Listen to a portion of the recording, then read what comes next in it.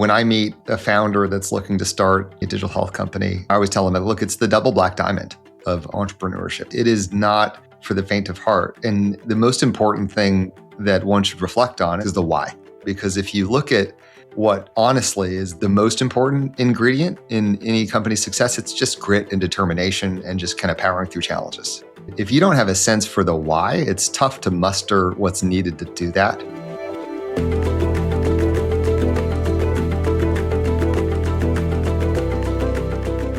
Welcome to The Other 80. I'm Claudia Williams. It's not often a digital health company gets to ring the bell on the stock exchange when they go public. Last year was a big year for today's guest, Sean Duffy. He shepherded Omada Health to one of the first IPOs in recent digital health history. And he says it was a total thrill. But for this conversation, we kept finding our way back to the founding insight that sparked Omada in the first place: Sean's why. Over and over, Sean kept hearing the same thing from people living with diabetes or prediabetes. They felt alone. They were under the care of a doctor, but they were not feeling cared for. When you have a chronic condition, health is created by the 99% of life you spend between visits, not the brief encounters you have with your clinicians. Omada Health was born to create an alternative care model for chronic care, one that is virtual, continuous, and powered by both human connection and technology. Please welcome Sean Duffy to The Other 80.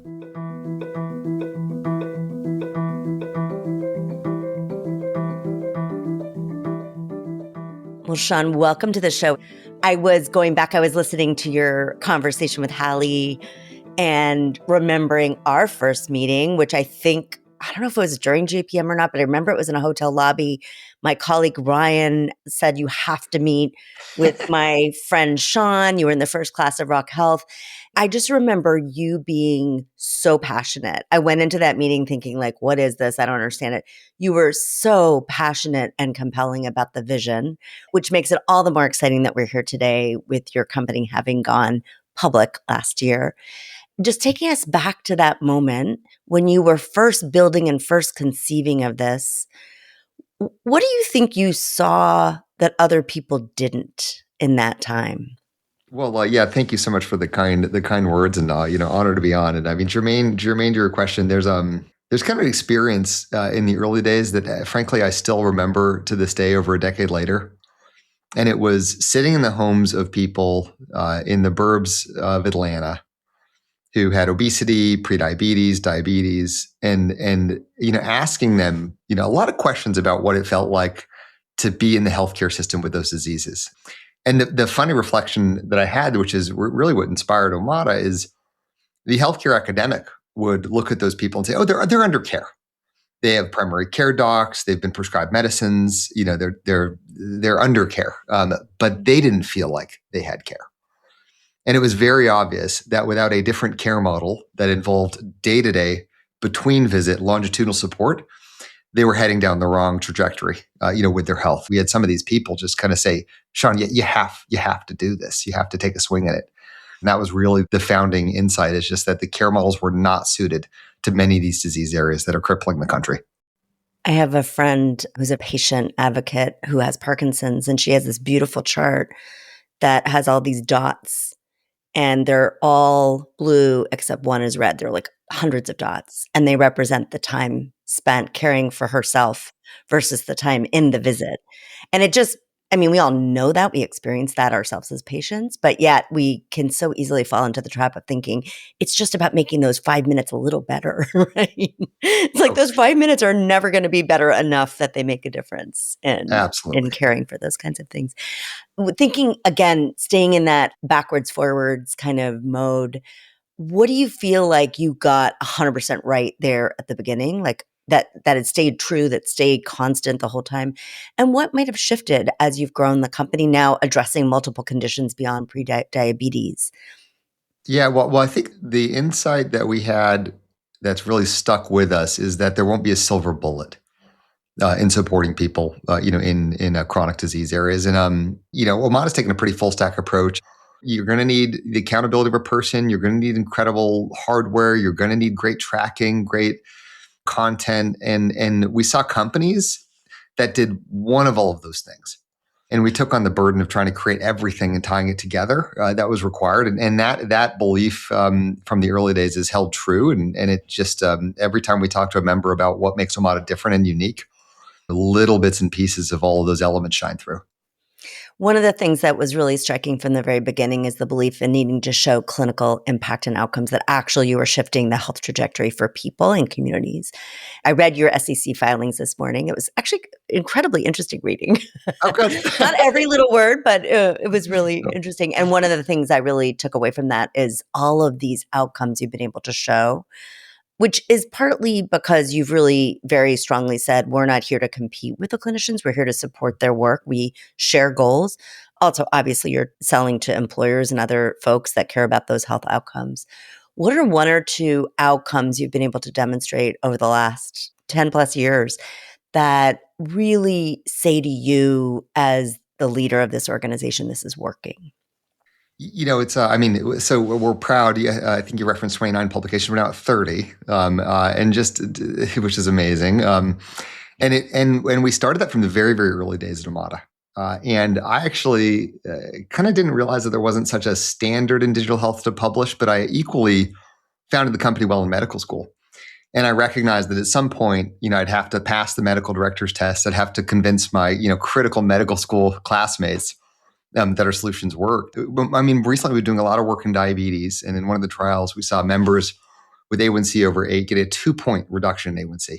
And that's just, enormously impactful to their long-term health. And it's one of those where, again, in large part, these people, they have primary care clinicians and they are quote unquote under diabetes care, but still they're sitting uncontrolled. They're sitting under resourced. They don't feel the sense of, health care that they should. And so it's really neat to see outcomes like that. But we're really proud of the robust portfolio across, prevention, obesity, diabetes, hypertension, MSK, both from a clinical and an economic standpoint. And paint a picture for us of that patient under care that has moved from seeing the clinician maybe once a month, maybe once every 6 months, to feeling supported. What does that actually look like in a day-to-day for that patient? Well, so it can be a very lonely experience. Let's just say you have diabetes. What happens is you go into your doc, they check your sugar, check your A1C, give you medicine and say, come back in 6 months. And nobody likes that. The patient doesn't like it because, again, you don't have any support on a daily basis. The clinicians don't like it. It's a very painful feeling to send a patient out only hoping that they come back in 6 months, knowing that they don't have the support needed. And you've seen so many patients not progress, not get healthier, that nobody wins in that model. And so, but that's the standard of care right now for many millions of Americans with chronic diseases. And that's a standard that, frankly, is unacceptable and can be changed, but it needs a different care model, different reimbursement structure, different, levels of technology investment. Well, why don't I just describe the member experience? You find out that you have Omada that's covered. That could happen either through, an email that you get from us or from your employer or, your doc, if it's through one of our relationships with an integrated health system. And step one is we get you hardware. So you've got to be able to measure, you've got to be able to monitor, biometric progress. And so we have a mini arsenal of hardware that includes a connected scale, a blood pressure cuff, a glucometer, CGMs if you have diabetes. The scale, blood pressure cuff, and glucometer are cellular enabled. And the reason that that's the case is I always say that anything we build has to pass John Duffy's mom test. Because my mom's probably not pairing a Wi-Fi scale with her home network. So it's really neat. So you get your hardware, it just works out of box. Great. You've got the ability to yourself see your biometric progress as well as your care team. And then you meet your care team. And these are different professionals based on, of course, what you need. But let's use diabetes as an example. You'll have a health coach. And you'll have a certified diabetes care and education specialist. And these individuals, they start by getting to know you. And they ask, well, what are your goals with your health? What does it feel like to you to have diabetes? Get to know what medicines you're on, why you're taking them, why you're not, and really try to build a sense of trust. Which is a really amazing thing because so many of our members, they tell us that, no one's even asked my goals. You've got to start there. And then you align with your care team on really the plan for the next couple of weeks. And then there's a surround sound of community, social support, these really cool topic-based communities, tracking either biometric, meals, activity, all within the Omada Care experience. And so what it distills to for many members is finally not feeling alone. And finally having a sense that someone is in my corner. They're rooting for me. They're cheering me on. They're holding me accountable. And I'm working to improve my health, not just for me, but for them. And that's the difference maker. Interesting. And I think you mentioned the financial model. And one of the things that you've talked about quite a bit is rejecting what was common at the time when you started the company, which was a per member per month payment. If I had an employer and I have 2,000 employees, you would just get a payment for every single employee. And you've pointed out that created an adverse incentive to actually engaging people and getting them into your care. What did it take to shift that model early on? Yeah, no, it's funny. When I learned that a lot of companies price in that way, it felt broken per your comments, because you really want your pricing model to align with your impact. And the issue with a model where you're charging, 30 cents, $1, $2 for every single person, regardless of if they're using, is if more people use it as a company, that would compress your margins. And so by definition, that pricing model is counter to scaled impact. And so, what Omada endeavored to do is, it sounds so obvious, but it's only charge if people sign up. And so many people in the early days said, you're not going to be able to business like that. You're never going to be able to get people in once it's so hard, even once you get people in, to change health outcomes. And so Omada's pricing model is a monthly fee that we only charge if we're continuing to support someone. What it did is really help us get very, very good at enrolling people, articulating the why to them, getting great at, just marketing this as a benefit. And equally, because we don't get revenue unless, people actually are in the program and we're supporting them, it put our feet to the fire from a product innovation standpoint. I think that's very healthy. Both of those dynamics are very healthy, and that alignment's very important. And I think that really underscores the multiple sell you have to make, right? You're selling to the people that are paying your revenue, and they have goals, but then ultimately you're actually selling to the customer. And I think companies often get tripped up by focusing on only one and not the other. And you really have to create a value proposition that works for both sides. A trope I've heard a lot in this space is that it's impossible to sell to employers. And so I've seen a lot of companies focus on managed care. Medicare, managed care is a particularly common target. But you've really focused on the employer as the purchaser. And you work with plans, you work with PBMs, but often they're the channel partners, not the ones that actually pay your bottom line. What made that work? And was that your original intent, or was it because the health plans were too slow? So kind of talk us through what made that approach work for you and how you got there in the beginning. Yeah, it's funny. I'm chuckling here a little bit because I remember being a couple of years ago at this happy hour with a bunch of entrepreneurs in healthcare, and you had some that sold to employers, some that sold to plans, some's providers, some life sciences, and everyone was hoping that the sales cycles were quicker on the other side. Right. And everyone left the conversation completely depressed, right? It takes just as long no matter. And then the hospital people were like, "Wait a minute, I need to change." Yeah, no, for sure. So, enterprise healthcare, the sales cycles do tend to be long. Omada's route to market actually, though again, in the early days was a bit more pointed to employers. At the end of the day, it's employer plan and integrated health system as the three routes to market. I mean, we as of the end of 2024, we have actually about 14% of the self-insured ASO market in the US sold, 9% of fully insured. It is really split. So there are a number of health plans that, sometimes after they see success within their ASO or self-insured population, write us into the fully insured. But employers, are really an incredible force of innovation that I think don't get enough credit in U.S. healthcare. Because the reason that they even open the door to organizations like Omada is because they believe that the current ecosystem and the payment models of their existing provider network that's serving their employees and the health plans that are administering it is not fixing the issue. And they see rising costs, they see rising disease burden, they see the impact on their employees, they see the productivity impact, and equally, they're in a position where deploying new innovative healthcare solutions creates kind of a beneficial experience for culture. I think HR benefits leaders in many ways are the unsung heroes of healthcare innovation because Omada couldn't have existed without them. If you're an HR benefits leader out there listening to this, thank you because you're really helping press innovation forward. Your model is particularly well suited to that because you're not trying to build a clinical network in a city. You're not trying to figure out how to pay for the pharma. Like you're really engaging people in a way that's much more similar to the way an employer would around their health, their well-being. So it makes so much sense that that would be tied to the employer. And a lot of these employers, I mean, they have people in every state. They want solutions that are scaled, that can help their whole workforce. And so, virtual care model, between visit care model is really a great fit. Just pulling the threads of some of the things you've said that have made you successful. One is really building a soup to nuts solution covering multiple conditions. So an employer could come to you and say, these are my biggest cost drivers and there's overlap between them. And then having something that's scalable across the country. And that all makes total sense. But if I'm a startup just starting today, that's going to seem like an impossible leap to have a fully soup to nuts solution to do multiple things. So how would you take those lessons of what's worked for you and give advice to the Sean Duffy that I met back in the day? For sure. Those are the right conclusions, but you can't leap all the way there. So how would you think about distilling that lesson? I think that the first is to accept the truth that enterprise healthcare entrepreneurship is extremely difficult.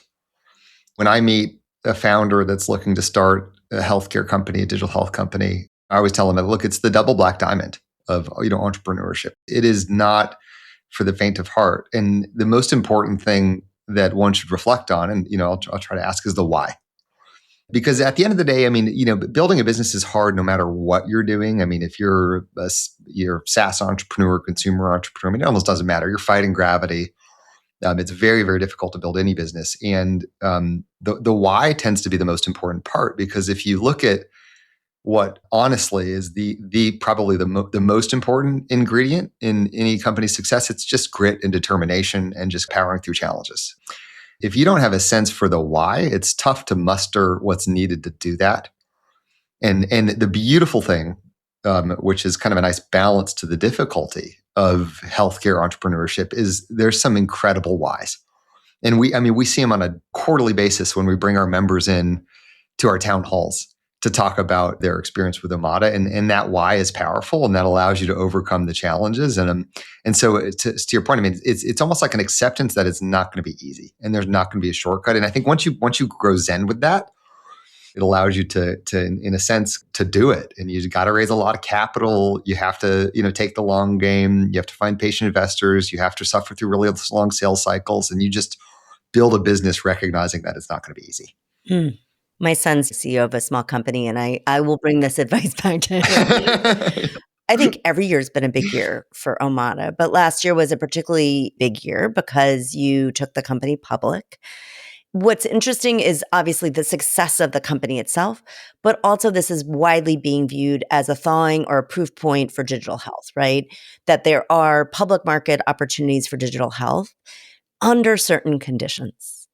My question for you is, abstracting from your experience, what are those conditions? What are the conditions under which we can see public market success for the other companies that have maybe been waiting in the wings and interested in going public? I mean, it feels like years ago, crazily enough, that we went public, even though it was just last year. Right. That's how much time is flying. And I think to your comment, the bar is quite high right now within the digital health ecosystem for companies being able to go public. The reason the bar is high is because we're at a bit of a fulcrum point in an industry going from like digital health 1.0 to 2.0, where 1.0 was a little bit more either technology models that were incremental on the existing system, or like things that sold into like an HR benefits leaders wellness budget. Whereas 2.0, and I'd put us and Hinge in that category, I mean, we are delivering the care. As providers, we're filing claims. It's unique value-based billing models, different care models, leveraging technology differently. I think investors are starting to appreciate that difference. And that appreciation is the result of both education, on Omada's parts, them seeing other kind of next-gen digital health companies with similar models and similar profiles, And then fundamentally financial performance. In Q3 25, it was a 68 million revenue quarter, 49% year over year growth. GAAP net loss narrowed. It was 3 million versus 9 million in Q3 24. We were adjusted EBITDA positive, 2 million. And so it's just the steady progress and top line growth as well as bottom line progress. Thankfully, I'm really optimistic. There are many really neat companies in this kind of digital health 2.0 category that hopefully over the coming years find their way to the public markets.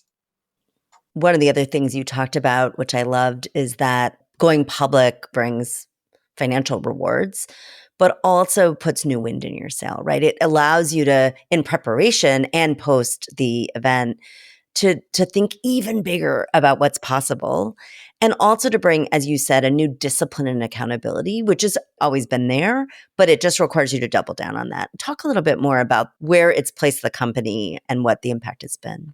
Yeah, no, it's really interesting. I mean, you'll find various voices. There's kind of like the Reed Hastings camp and the Michael Dell camp.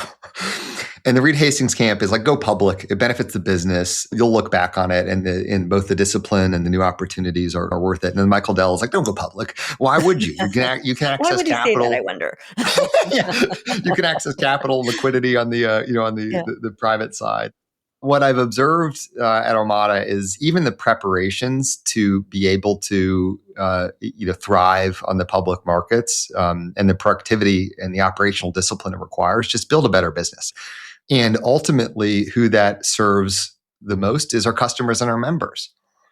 Because, I mean, we're delivering a very, very complex technology and service at scale to diverse customer types, diverse members, all across the country, all 50 states, within a complex regulatory environment. And when you go public, the bar is higher for operational discipline and reliability. And that means that we're serving our customers and our members better. That fundamentally, I think, is the most important, especially per your point. Now it's time to really reach from the stars. Omada's explicit mission is to bend the curve. It's to bend the curve of disease. And we've not done it yet. I'm proud that at the end of Q3, we got 831,000 members, but that's not bending the curve of disease yet. And you've got to hit scale and reliability to do that. And being public helps. What would be the marker that you had successfully bent the curve? Well, it's fun. I mean, we've got a little internal project where we're trying to quantify that and perhaps put it in a peer-reviewed model and publication. And oh, that would be bold. You put your goals out there, right? There we go. What a privilege to be able to even say that we can start to think about the math. Because the team has always heard me from the very, very early days say, like, look, success for us is tomorrow's epidemiologists. They notice a bend in incidence curves. And they're like, what the heck happened? And obviously, we're not going to be the whole solution, but we have to be part of it. When you go public, you're kind of at the starting line of this next chapter. And on our foundation, we're beginning to think, how big do we need to dream to see us show up in the nation's epi data? And so that's kind of a fun and a privileged place to be and to be thinking. This is a little bit of a calm before the storm. And some of us took a break. We're back at work this week, but next week San Francisco is going to be crazy with JPM. It will. Is it going to rain? I haven't checked the weather yet. I'm always nervous. No, it's supposed to be nice. Oh, no rain. Okay. Yeah. And the two things that are already buzzing, if you looked at LinkedIn or whatever, GLP-1s and AI. And on the one hand, yes, those are huge, but I think we're all a little bit bored with that conversation. What my ask of you is, how do we make it not boring? Like, what is actually important about this beyond the buzz, beyond the words that are on everybody's mind? It is buzzy. I always joke that Omada, it's always, the last couple of years and this year will be the year of the Gs. So GLP's GPT, because every conversation turns into it. I would say, like, how to get beyond the hype. I'll take each one individually. In AI, it's the substantive use case. It's like, it's too easy to reflexively say, oh, now we have a chatbot within our app, we're doing AI. It's too easy to say, oh, don't worry, we don't need people anymore, we're just doing AI. But it's pulling back the hype and being like, specifically, what are you trying to solve? And what job are you doing for your user? We launched Omada Spark. It's a member-facing agentic experience, but we're using it for specific use cases like meal planning, recipe generation. It's the things that the model's excellent at. Yet equally, our members say they don't feel accountable to their large language models. They feel accountable to their care teams. And so that blend between AI and people, I think, is the way to get beyond the hype next week at JPM, and like what is the use case? What are you doing for the user? And just get as specific as possible. So that's kind of category one. And then GLPs, the big thing that we see on a daily basis that I don't think the world sees as well as we do, but hopefully they will soon, is that these are medicines that can catalyze behavior change. And I just want to pause there because I think the way it's perceived by people using them as well as the clinical team is behavior change failed, and now we have a workaround. So that's what right. you just said is really important. Absolutely. And you're right that's behavior didn't work, let's use GLPs. It's kind of the opposite. I mean, literally, I was reading a member testimonial story like before our podcast here, chatting with our president, just so inspiring. And it's this member that felt a positive psychology by starting the med. Imagine you've got a BMI of 43. You don't love that you're overweight. You don't love the way that you feel. You don't love the trajectory that you feel your health is on. And there's a lot of self-criticism. There's a lot of negativity relative to your feeling, relative to your health. A GLP-1 gets the ball rolling. And all of a sudden, maybe after trying 1,000 crash diets and that month's flavor of nutritional approach that's restrictive and failing, you're losing weight and you're feeling better about your health. And that creates a positive psychology that if you harness it, which we see on a daily basis with our GLP-1 Care Track, can turn into more open-mindedness about making changes in your life. You're more open-minded to having a conversation on, walk me through like a week in your eating with your family. What foods do you like? What do you dislike? Have you heard about nutrient density? Did you know that restrictive diets fail? You can do that with a member.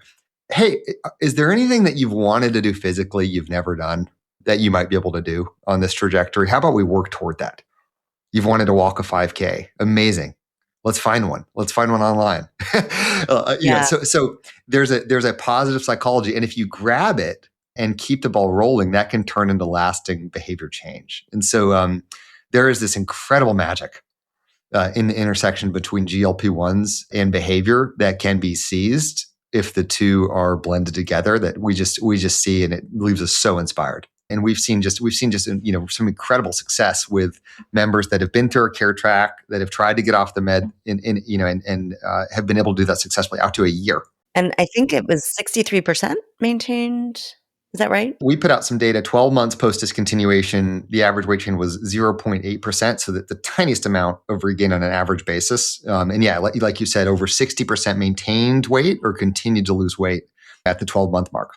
That's a great testament to our members being able to be successful. And I think the best framing that I tend to use is you would not run a marathon tomorrow without training. It's no different with a GLP. I mean, you wouldn't try to get off a GLP without a little bit of training and getting ready to do it.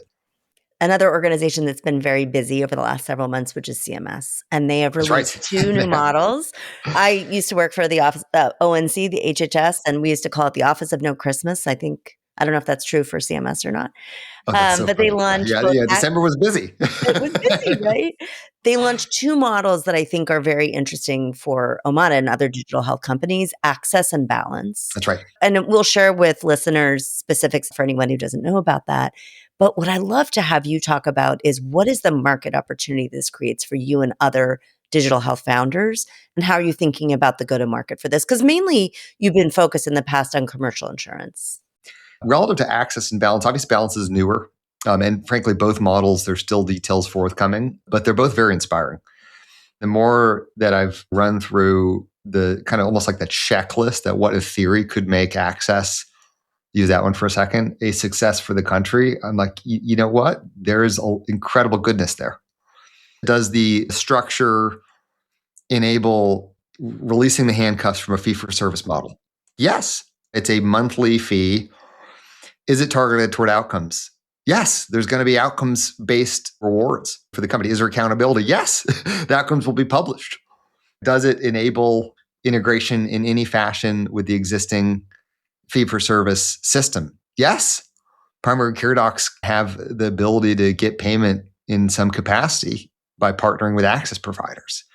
You start to just run through the maze of what key details would need to be in place for it to potentially scale and have impact. And I think CMS nailed it. credit to the team over there. I think this one hopefully is set up for success. Now, again, there's details forthcoming, including what the pricing models are going to look like, et cetera. And so, we're kind of we're excited, but we're listening and learning. And of course, should the stars align relative to making it viable, we'd love to lean in and participate. But again, there's a lot of details that are still forthcoming. What about balance? Same. It's really exciting. What we love about that is it emphasizes the fact that GLP-1s alone don't seize the opportunity. And I think that's the key fundamental piece. And they're putting the ask to manufacturers to, if they're interested in Medicare coverage of these medicines, to enable lifestyle alongside. So I think obviously in the strike zone relative to our belief systems here at Omada and both of those. And it's neat to see that sense of kind of entrepreneurial zeal from CMS and folks kind of dreaming big. So assuming those details get worked out and this is a big market opportunity, what would the go-to-market look like for access for you? Well, it'll be about how we get people in. And so let's imagine you're a Medicare fee-for-service member and you're covered via access for something like Omada. How do you find out about us? And that could be through the CMS front door. It could be through direct marketing to members. Equally, it could be through your existing primary care doc. And so we have some experience, obviously, in all of those. Omada does work with integrated health systems. So the Intermountains of the world, we're in great partnership with the existing care teams. My pet project that every year I try to progress is to find ways to get Omada services closer and closer to someone's medical home and, in primary care, because people have needs other than what we do. And it's kind of a better together thing where, so many of my friends who are now practicing clinicians keep saying, well, when can I just prescribe Omada or refer to Omada? And I'm like, do you work for Intermountain? I know, right? I have to say more than once I've looked on both your website and Virta's website to figure out how people who aren't covered through their employers could sign up. And so far, there's been no path, at least for you guys. Yeah, you're kind of stuck. You're stuck with the integrated health systems because they obviously have plans. They can pay for Omada and provide the care. And we have dozens and dozens of fee-for-service health systems as customers, but for their employees. But models like Access may be able to kind of crack that door open a little bit more broadly, which would feel really good. I want to close on New Year reflections, but also on a bigger conversation about affordability. This is the number one voting issue for Americans, and it's the thing that's on everybody's mind. And I think for many people looking at their premium payments and hearing all this talk about innovation, they get super frustrated because they're like, I don't really care about innovation. I care about paying less out of my own paycheck every month. I want to ask two questions related to that. One is, and this goes back to what you were saying about the epidemiologist looking at the trends. What would it take for solutions like Omada to actually shift the cost curve and what consumers pay out of pocket every month for their premiums? Affordability is the thing. It's like I was looking at this study in 2002. I think diabetes was like one of every $7 spent. So you've got this incredible tsunami of disease burden and disease incidence. A lot of that's chronic. That's the burden we're bearing as a country, and that meets a care model that's not suited to address it leads to massive inaffordability of the system. And so the only way to bring down healthcare costs are completely transformed care models. That's the only way. It's kind of like almost thank goodness we're at a moment where those models are being supported and being scaled nationally. Thank goodness we're at a moment where technologies like AI can help add even more efficiency and help scale clinicians. And it's like in lack of that, I don't know what we do as a country. That's kind of like our only way out are different care models and the care models that leverage new technologies. And that reward the outcomes we want. Exactly. Not otherwise.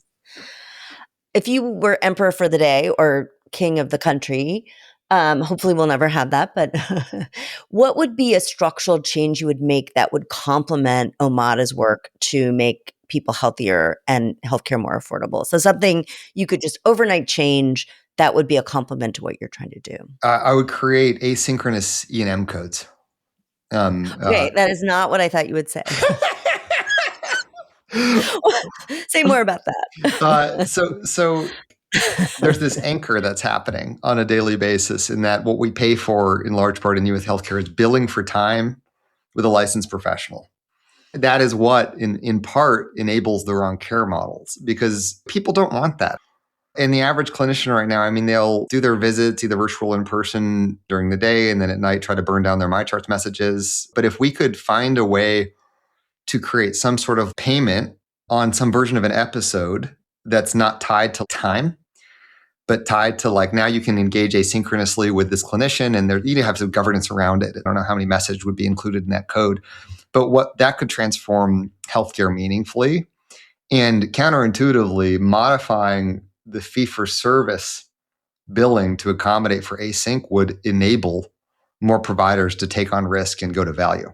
You can get the Oak Streets or the others that are like full cap, MA. We can design totally different care models because we're just paid at a population level. But the issue is the vast majority of providers have split business. Yeah. And so that creates a huge challenge. You can't operationalize a totally different care model for 30% of your patients that happen to be on an at-risk contract if the 70% are still billed for time. Like you just can't do it.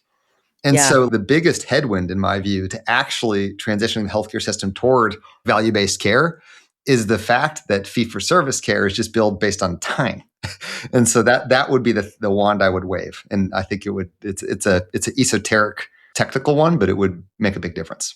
And so this provides a channel to create innovation and change in fee-for-service Medicare that we really haven't had to date. Yeah, no, yeah, I agree. And yeah, I mean, at the end of the day, it's like the payment model has to support a different operational model. Otherwise, it won't exist. So yeah, so that's what I do. We'll be watching. Closing out the conversation, I want to just do a quick look back, look forward. Two things. One, what's something you're really curious about as we begin 2026? I'm really curious to see how the sophistication of models improve over the course of this year. Are we at some plateau where to get to that next level of sophistication and quality, it's going to take some time, or does it just keep going through the exponential kind of curve and ramp? At any given moment, I have ChatGPT pinned, Anthropic pinned, Gemini pinned, Grok pinned.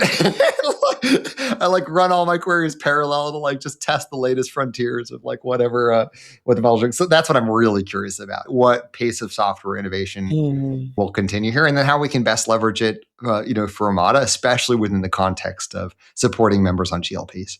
Love it. And what's something that happened in 2025 that's really sticking with you as we move into the new year? I mean, the IPO was pretty cool. It was it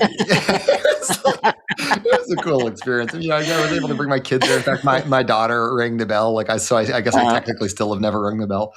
It was kind of a special thing. I mean, if anything, I try to downplay the IPO because it's like a checkpoint on a journey, and it's not like you're doing something differently. You just it's kind of a different stage. But it was a pretty special experience. I mean, not many entrepreneurs, found a company, that end up going public. And Omada was kind of my first thing. I mean, when I was founded it when I was 27. I never hired anybody. Didn't know what a VC was. Pretty green. So the question always is that ignorance actually why you've been thinking back to the grid? Sometimes it's possibly better not to know when you start. Yeah. I mean, there's a lot I wish I had known, but possibly. Maybe some of the ignorance was bliss. Oh, goodness. Well, listen, thank you so much for joining. Have a great week next week. And just been a real pleasure to have you on and loved hearing the stories. Yeah, my pleasure. Always fun to reconnect.